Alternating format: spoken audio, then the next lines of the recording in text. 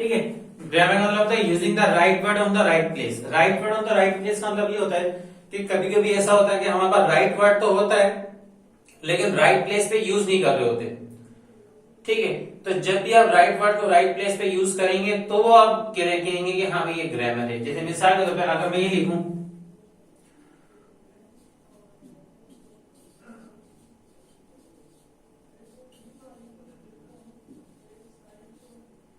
हाँ भाई, is it a right sentence और wrong sentence?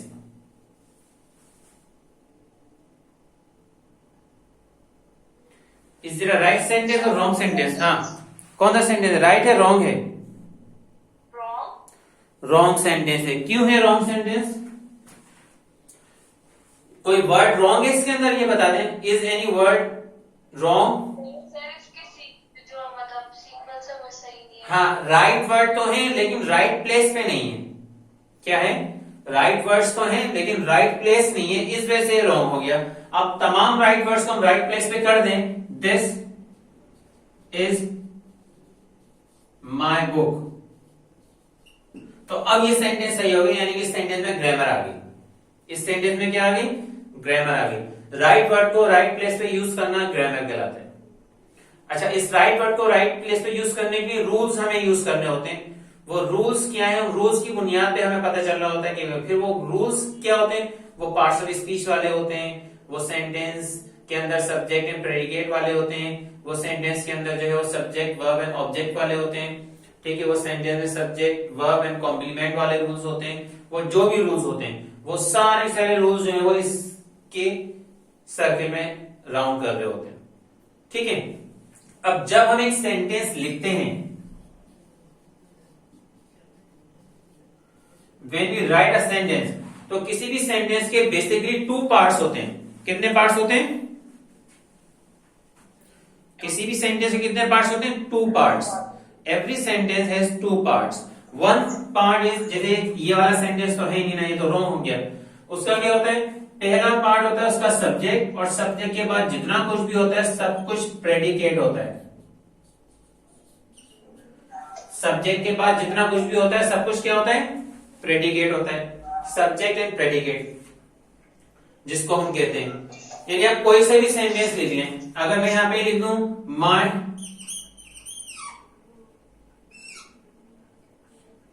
Brother works smart, my brother works smart, तो अब यहां पे माय ब्रदर ये सब्जेक्ट है, वर्क्स स्मार्ट ये जो है वो इसका प्रेडिकेट हो गया। ये क्या हो गया? प्रेडिकेट हो गया। My brother works smart, my brother यहां पे सब्जेक्ट है और इसके बाद जो है वो प्रेडिकेट हो गया। बात समझ में आ रही है? यहां तक बात समझ आई बेटा? Subject and predicate. ठीक है, एक दो एग्जांपल्स मैं आपको और दे देता हूं ताकि और ये सेंटेंसेस हाथ के हाथ लिखते रहें ताकि आपसे मिस ना कर सकें आप लोग। दे cheated in exams, they cheated in exams। ठीक है, इसमें सब्जेक्ट क्या है? दे, इसमें सब्जेक्ट है दे, और प्रेडिकेट क्या होगा? चीटिंग इन एग्जाम्स, ये इसके अंदर प्रेडिकेट होगी। ठीक है, ये सब्जेक्ट है और ये प्रेडिकेट है। बात समझ में आ रही है? अब सब्जेक्ट को हम एक तरफ कर देते हैं, हटा देते हैं, अब प्रेडिकेट के ऊपर आ जाते हैं। प्रेडिकेट जो होता है बेसिकली, प्रेडिकेट के भी बहुत सारे पार्ट्स होते हैं लेकिन बेसिकली टू पार्ट्स के उसको हम डिवाइड करते हैं। एक होता है predicate plus object, sorry predicate के अंदर दो हिस्से होते हैं इसके, number one verb, number two object या कॉम्प्लीमेंट।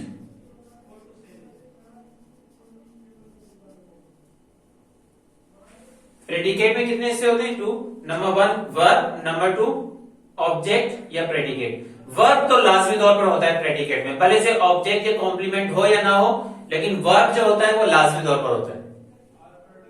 ठीक है, अगर वर्ब नहीं है तो फिर वो सेंटेंस नहीं है अल्टीमेटली। तो वर्ब होना जरूरी है, वर्ब तो उसका हिस्सा होता है। जैसे हम सेंटेंस ये कह सकते हैं, यहां पे मैं लिख देता हूं, दे शाउटेड। हाँ भाई, इसमें प्रेडिकेट क्या है? दे शाउटेड में क्या प्रेडिकेट है? शाउटेड जो है प्रेडिकेट है। हालांकि एक ही है लेकिन ये प्रेडिकेट है। प्रेडिकेट होने के अलावा और क्या है? ये वर्ब है। प्रेडिकेट होने के अलावा और क्या है? ये वर्ब है। यानी अभी जो मैंने आपको बताया था कि प्रेडिकेट के अंदर वर्ब होता है, वर्ब के अलावा और भी बहुत सारी चीजें होती हैं, लेकिन वर्ब जो है उसके अंदर लाजमी तौर पर होता है। तो ये वर्ब आ गया। अब ये तो वर्ब तो आइडेंटिफाई करना बड़ा आसान होता है। दूसरा जो आइडेंटिफिकेशन है ना ऑब्जेक्ट और कॉम्प्लीमेंट की, उसको जरा देख लेते हैं कि वो किस तरीके से हम उसको आइडेंटिफाई कर सकते हैं। अब यहाँ पे तो मैंने कुछ वर्ब के बाद इतना आज नहीं लिखा, लेकिन अब मैं आपको ऐसे सेंटेंस लिख के दिखाता हूं जिसमें जो है वो ऑब्जेक्ट भी हो सकता है, कॉम्प्लीमेंट भी हो सकता है। अब सबसे पहले मैं आपको बताता हूं ऑब्जेक्ट क्या होता है, ताकि आप उसको आइडेंटिफाई करने में आपको आसानी रहे। ऑब्जेक्ट जो होता है किसी भी सेंटेंस के अंदर, जो ऑब्जेक्ट है जो कि वर्ब का ऑब्जेक्ट कहलाता है या सेंटेंस का ऑब्जेक्ट कहलाता है, वो या तो कोई नाउन होगा या फिर कोई प्रोनाउन होगा। ठीक है, अभी नाउन और प्रोनाउन मैंने आपको नहीं बताया, लेकिन जब आपको पता भी होगा, थोड़ा सा आइडिया होगा, लेकिन इसको मैंने भी करवाना भी है। या तो वो नाउन होगा या फिर प्रोनाउन होगा। बात समझ में आ रही है? किसी भी सेंटेंस का जो किसी भी सेंटेंस का जो ऑब्जेक्ट होता है वो नाउन होता है या फिर प्रोनाउन होता है।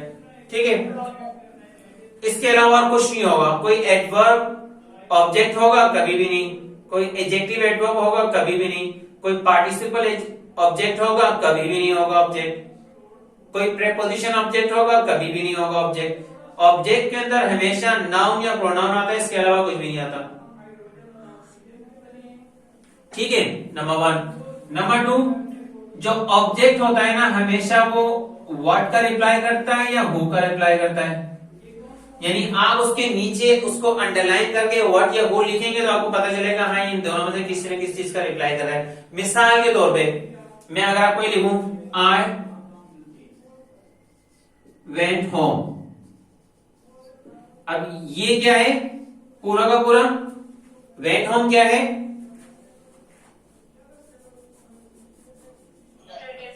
हाँ, प्रेडिकेट। प्रेडिकेट नहीं है, अल्लाह की बंदी, प्रेडिकेट है ये। हाँ, क्या है? प्रेडिकेट है। जब ये प्रेडिकेट है तो प्रेडिकेट के अंदर दो हिस्से हैं, नंबर 1 वर्ब और नंबर 2 अब ये होम है। होम क्या है? अब ये होम ऑब्जेक्ट है या नहीं है, ये पहले चेक करना है। ये मैं पहले आपको बताता हूं, फिर आपने इसी तरीके से फॉलो करना है।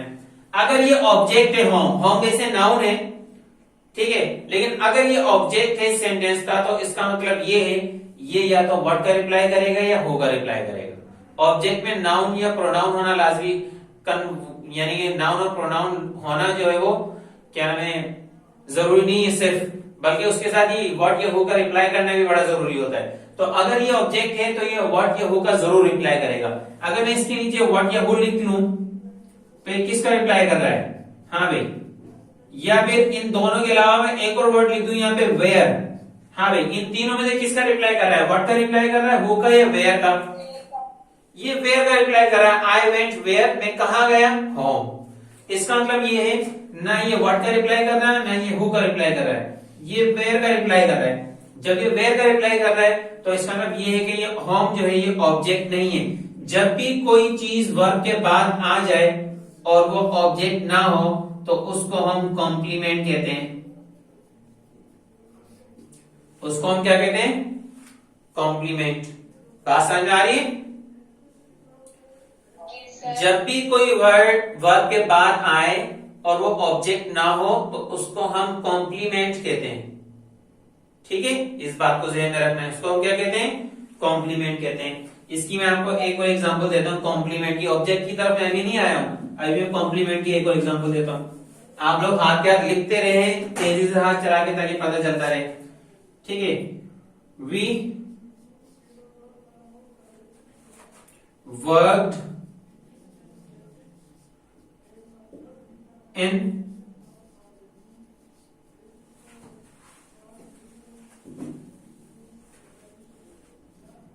an office. We work in an office. हाँ भाई, इसमें प्रेडिकेट क्या है?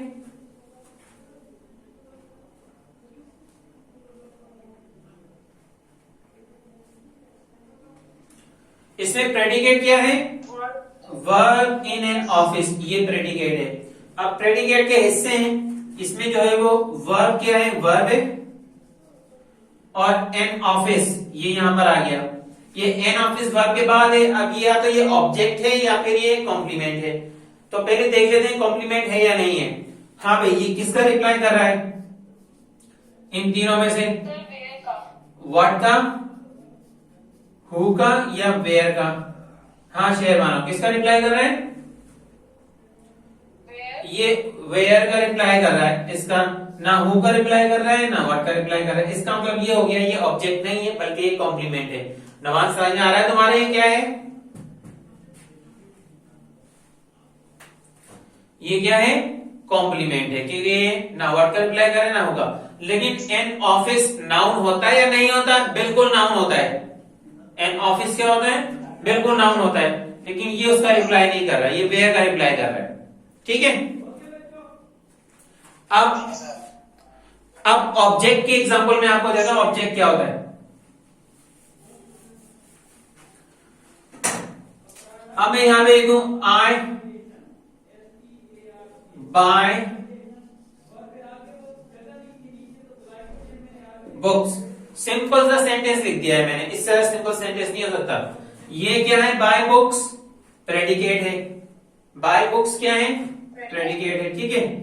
और ये प्रेडिकेट है। प्रेडिकेट के दो हिस्से हैं, नंबर 1 वर्ब और नंबर 2 बुक्स।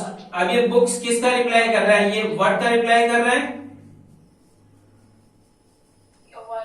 हु का या वेयर का? हाँ भाई, इनमें से किसका रिप्लाई कर रहा है? आई बाय, मैं खरीदता हूं। मैं क्या खरीदता हूं? बुक्स। व्हाट का रिप्लाई कर रहा है ये। इसका मतलब ये हो गया कि ये वर्ड का रिप्लाई करने वाला जो है ये ऑब्जेक्ट हो गया। ठीक है। वर्ड का रिप्लाई करने वाला ये क्या हो गया? ऑब्जेक्ट हो गया। यहां तक बात समझ में आ रही है बेटा? जी सर। सेंटेंस लिखते रहे, हाथ के में मिटा के फिर आगे। जी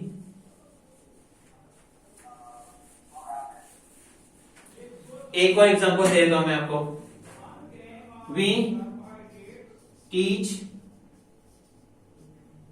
इंग्लिश। We teach English. ठीक है। ये वर्ब है इंग्लिश। हाँ भाई, ये किसका रिप्लाई कर रहा है? व्हाट का रिप्लाई कर रहा है। वी टीच व्हाट, हम क्या पढ़ाते हैं? इंग्लिश पढ़ाते हैं। यानी कि ये क्या हो गया? ऑब्जेक्ट हो गया। ये क्या हो गया? ऑब्जेक्ट हो गया। ठीक है। बात समझ में आ रही है? हाँ। अब जो अभी ऑब्जेक्ट की कहानी खत्म नहीं हुई, आज क्लास यहीं पे ऑफ करते हैं। अभी ऑब्जेक्ट की कहानी खत्म नहीं हुई। ऑब्जेक्ट के दो हिस्से होते हैं, एक होता है डायरेक्ट ऑब्जेक्ट, एक होता है इनडायरेक्ट ऑब्जेक्ट। इसको हम कल पढ़ेंगे। एक क्या होता है? डायरेक्ट ऑब्जेक्ट और एक होता है इनडायरेक्ट ऑब्जेक्ट। ठीक है। एक होता है डायरेक्ट और एक होता है इनडायरेक्ट। इसको हम कल करेंगे। ये हमारा सेकंड पार्ट होगा, इसको हम कल समझेंगे। तो इसको पढ़ना है और समझना है ताकि कोई क्वेश्चन हो तो आप लोग मुझसे कर लें। ऑलराइट, अल्लाह हाफिज।